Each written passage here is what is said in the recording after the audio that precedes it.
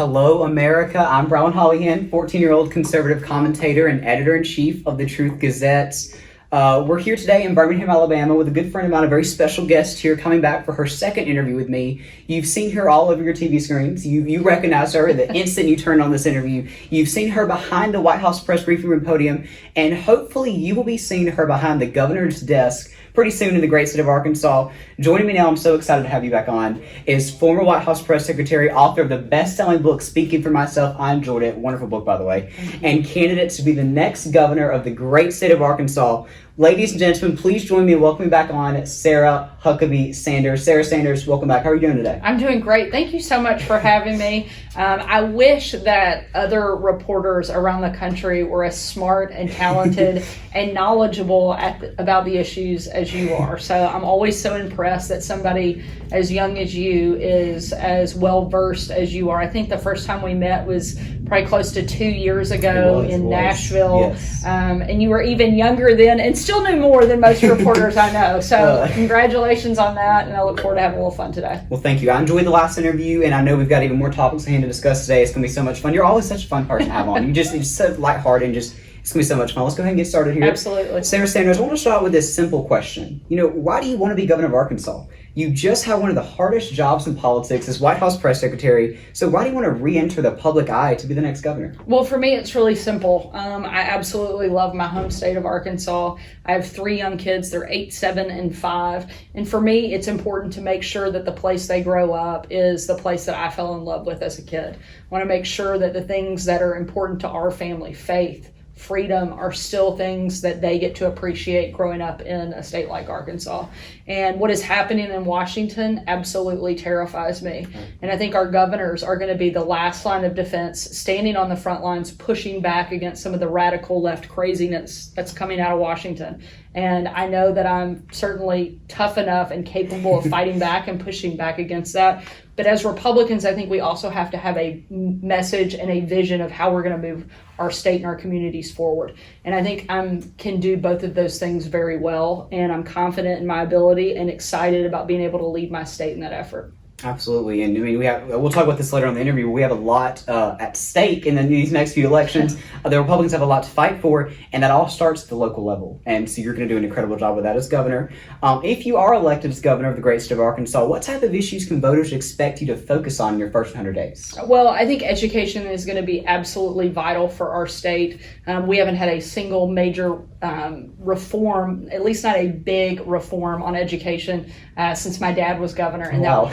When that took place was almost 20 years ago. And it is time for us to step up and I think do a lot on that front to be more competitive. And we're no longer just competing with the states around us. We're in a global economy. So our students have to be able to compete with kids graduating and coming out of China, Japan, India, not just Mississippi and Tennessee. And I think we're far behind where we need to be. And I think there's a lot we can do to help prepare our students better when they graduate and go into the workforce. Well, I know regardless, you're doing an incredible job. We were talking before the interview about President Trump, but you were the first candidate to receive an endorsement from President Trump since he's left office. This is a huge, huge, huge deal. Congrats on that. In his endorsement, he said you were, quote, a warrior who will always fight for the people of Arkansas and do what is right, not what is politically correct. I love that about you. He went on to say that you're, quote, strong on borders, tough on crime, and will fully support the Second Amendment. He's even said in recent interviews, and I know you've seen it, that you were the easiest endorsement he's ever had to make. I mean, Trump has made a lot of endorsements. That's a huge, huge, huge deal. What does this mean to you to have this coveted endorsement in this race? It's a huge deal. I have a great relationship with the president. I'm proud of the work that I did for him in the White House for 2.5 years and nearly a year on the campaign. I thought he had a tremendous 4 years of success and accomplishment, and I'm excited that I got to be part of that and play a small role in it. And excited about what's next and certainly happy to have the president's support. Absolutely. I think it's important to point out that if elected, you will be Arkansas's first female governor. Again, another huge deal.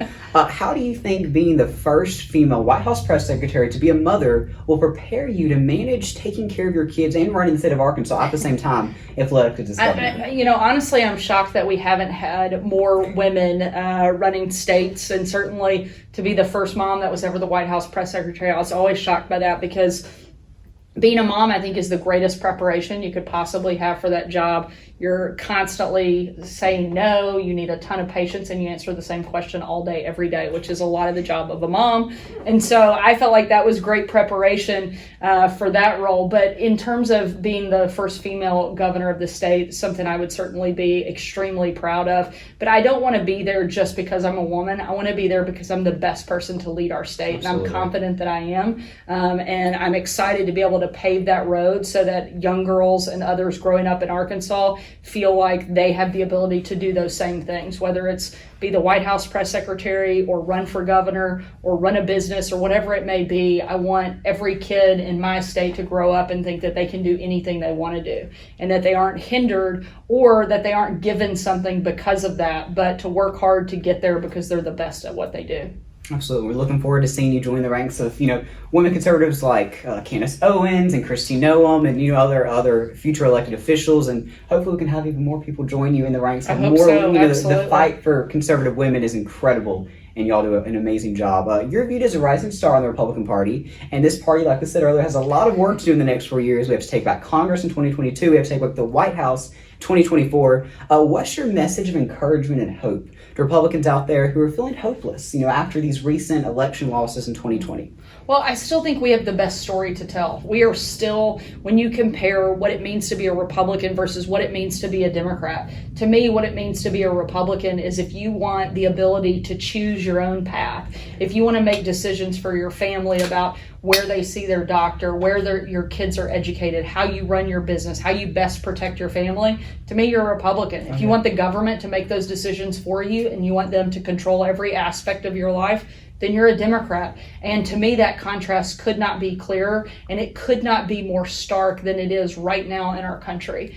I still believe that we are the party that believes in freedom and opportunity. And as Democrats continue to move more and more to the socialist left, then I think we need to go out and really articulate our message. One of the things I don't think we've done a great job at is articulating what it means to be a Republican, and do that effectively and unashamed. So many times I think we get afraid that we're going to be attacked and called names, that we take a step back, but we need to lean in now more than ever and talk about what it really means to be a Republican, and what it means to have conservative values. We have a great story to tell, and we need to go out there and not be afraid to tell it.